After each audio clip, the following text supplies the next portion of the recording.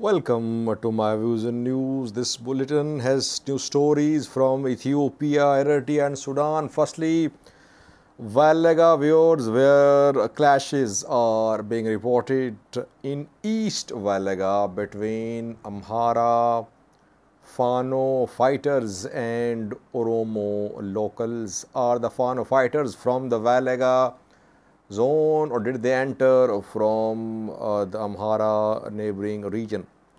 Second, viewers, a Fano fighter, a very prominent Fano fighter, has been killed reportedly by security forces. Thirdly, interesting news story about Ethiopian Air Force Chief. Ethiopian Air Force Chief is Yilma Merdasa.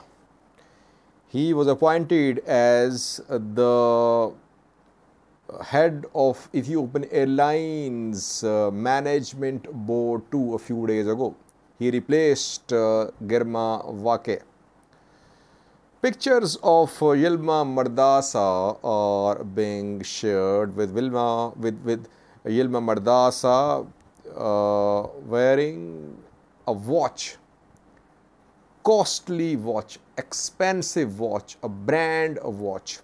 What is the price of this watch? Is it a real piece or some copy? What is Yilma Merdasa's monthly salary? What could be the likely price of this watch? Fourthly, viewers, Eritrea. It seems that Massawa is going to be the center of Eritrean government's new economic policy.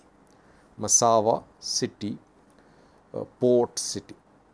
We know that Isaias Afwerki, Eritrean President, has visited two countries in the past 1 month or so, China and Russia, two big countries, and there obviously talks were held about how to revive Eritrean economy. And there reportedly Massawa came under discussions. What is Eritrean government's plan? What does it want from China and Russia in Massawa?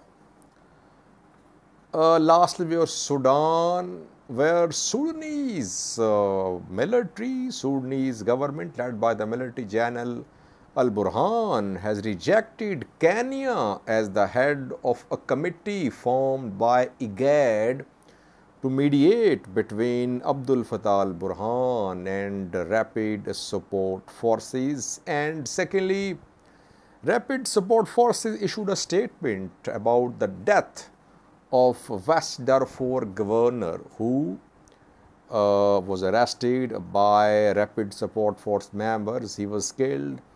RSF is defending. What is RSF's position? How was West Darfur governor killed? And thirdly, Rapid Support Force members have taken control of another base of Sudanese military in Darfur without any fight. Sudanese military just withdrew from this base reportedly. Firstly, viewers, East Wellega zone of the Oromia region, Kiremo Woreda, Vast Kabale. Here reportedly clashes are underway. This morning clashes erupted between between Amhara, Fano fighters and Oromos. Unknown number of people injured. Immediate intervention is needed.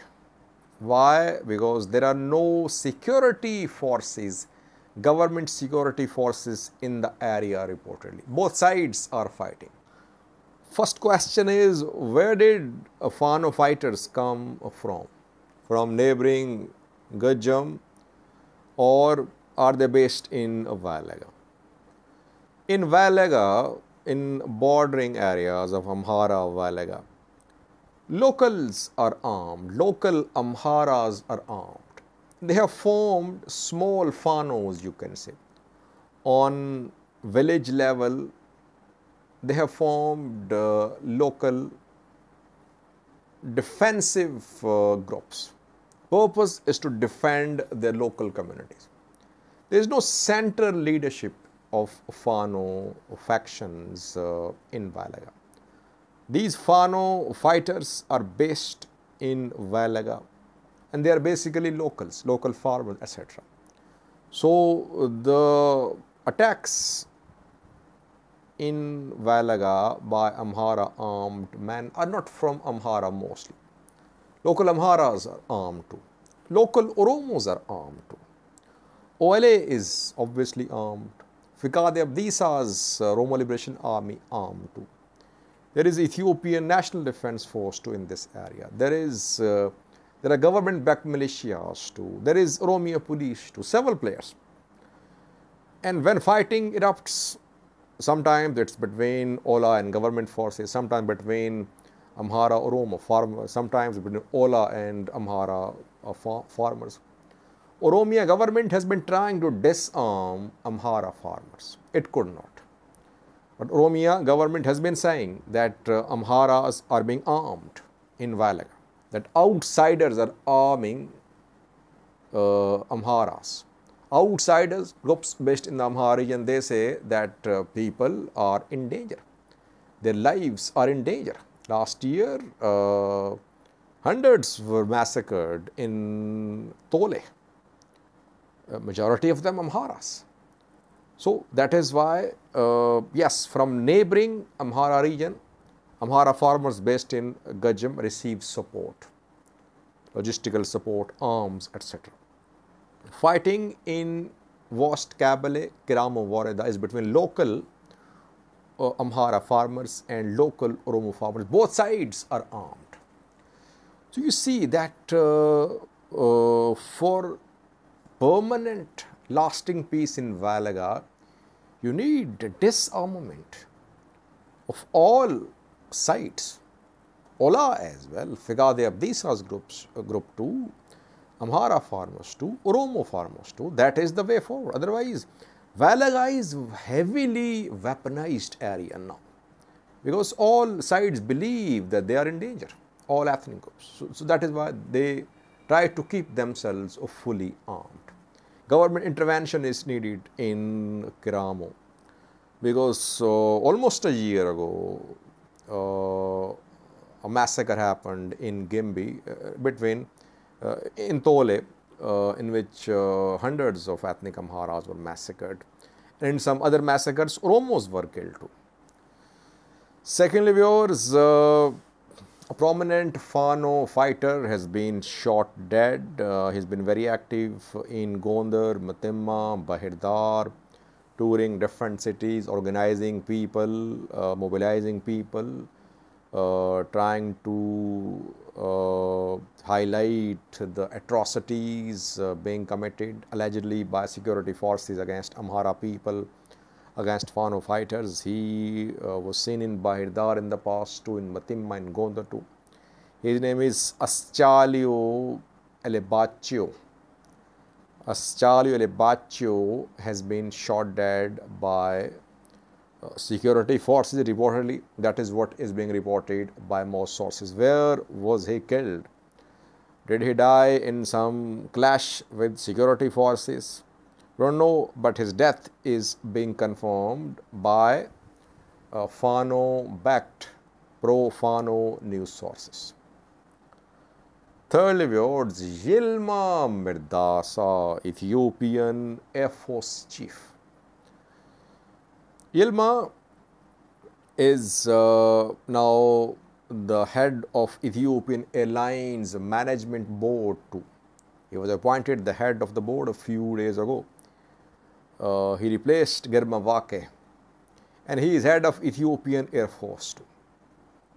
Pictures of Yilma Merdasa are being shared in social media, wearing a watch, an expensive watch. You can see the picture of Yilma Merdasa being shared in social media. The watch he's wearing is, it looks like a Rolex watch. Cost of this watch, price is around 50,000 US dollars. What is the salary of Yilma Merdasa? How many dollars? Maybe a few thousand. I think his salary would be less than $10,000. And how can he afford to buy a watch with price of 50,000 US dollars? If the watch is a real Rolex, because there are several copies being sold as well in the market. You can buy copies of all brands. Copies are manufactured in different countries, some in China too, and then supplied across the world. First copies, no one can distinguish at first glance if the item is a real brand or copy. So it could be a copy, but if it is a real brand Rolex watch, then Yilma has a lot to explain. He is a government official, by the way. Whether he is Ethiopian Air Force chief or whatever he is a government official. Military chiefs are also government officials. They are accountable to the people whose taxes go into building militaries, air force, navies. And we know that Yilma in the past 1 or 2 years was part of some committees which bought very expensive weapons from abroad. Ethiopia purchased TB2 drones from Turkey in 2021. Ethiopia purchased wing-long drones from the UAE. Other weapons too. Obviously, drones can only be bought after approval, after consultation, after involvement of Air Force chief. Air Force knows how to use the drones. It means he was the main man who was part of procurement process.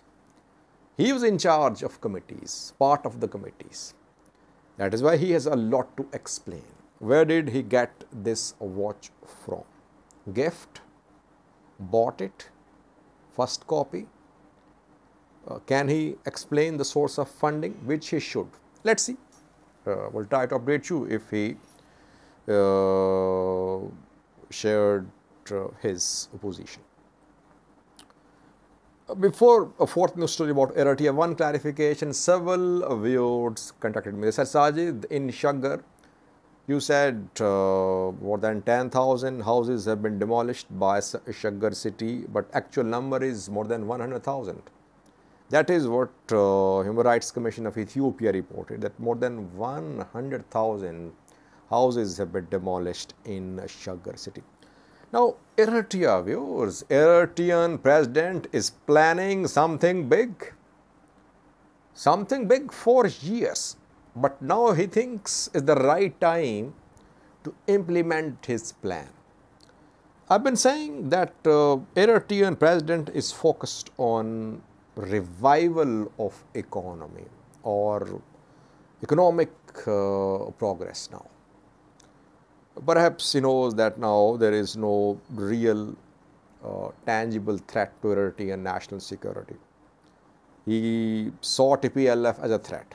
TPLF is not in a position to be a threat to Eritrea for years.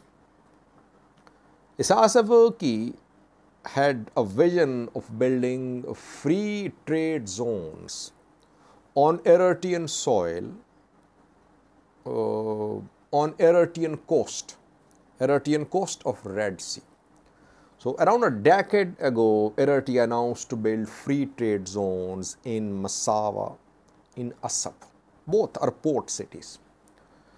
And in Massawa, Eritrean government invested. It built several big facilities, multi-purpose buildings were built in Massawa. Purpose was to attract international companies to be based in Massawa, because we know that close to Massawa, thousands of ships pass. The city is on one of the busiest shipping routes of the world. So he wanted Massawa to be a hub for regional trade. That is why he built a free trade zone in Massawa. Some buildings were built. The project could not be completed. It was shelved, you can say. Now he is back in action. Isaias Afwerki is back in action. He wants China, Russia, and some other countries to be involved in investments in Massawa. Free trade zone built, but for this free trade zone to be functional, you need to have a modern airport and a modern port as well. He visited Russia. He wants Russia to build Massawa port, Massawa airport. There, port and airport there, but he wants Russia to improve, to upgrade the two facilities and other infrastructure as well. He visited China before that. He wants China to invest in Massawa industrial free trade zone. He's in talks with some other countries too. Israel, reportedly, India, UAE. UAE is his key ally because Eritrean government's companies are based in the UAE. So he wants Arab countries, India, Israel, China and some other countries to invest, to be based in Massawa free trade zone. Eritrea is trying to revive this dead project. Massawa is now the center of Isaias Afwerki's plan for economic prosperity in Eritrea. Of course, if foreign countries invest in Massawa, if their companies are based there, it will create job opportunities. Eritrean government would be able to get lots of benefits, technology transfer and other lots of benefits for Eritrean government. Let's see. Of course, the project cannot be completed in just a few months, though infrastructure is built to some extent in Massawa industrial zone. What is needed is infrastructure in other parts of Massawa too, airport, port, roads, and then investment from other countries. Let's see. But that is what we have learned, that Massawa is going to be the center of Isaias Afwerki's new vision for a prosperous Eritrea, reportedly. Maybe Assam too. Lastly, we are Sudan, where Sudanese military of Abdel Fattah al-Burhan has rejected Kenya as the chairman of a committee formed by IGAD to mediate between al-Burhan and Hamati. 2 days ago, IGAD held a meeting in Djibouti. IGAD announced the formation of a committee led by Kenya to mediate in Sudan. It was announced that the committee, comprising 4 or 5 presidents, would visit Sudan in the next 10 days. Malik Agar, who attended IGAD summit on behalf of Sudan Sovereignty Council Vice President, confirmed that IGAD had sent a request for a meeting between Hamati and al-Burhan in the next 10 days. Other members of the committee: Ethiopian PM Abiy, Djibouti Ismail Omar, South Sudan Salva Kiir, and I think from Somalia Hassan Sheikh is there too. But Sudanese military has rejected Kenya. Sudanese military says that Kenya is not impartial. Kenya is harboring rebels. Very serious allegation from Sudanese military. Sudanese military was trying to involve African countries in the talks, because talks are now being led by Saudi Arabia and the US.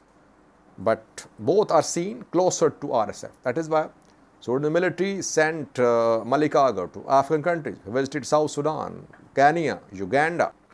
Now, it's a very interesting development. Is Kenya really backing rapid support forces? Do you have any evidence?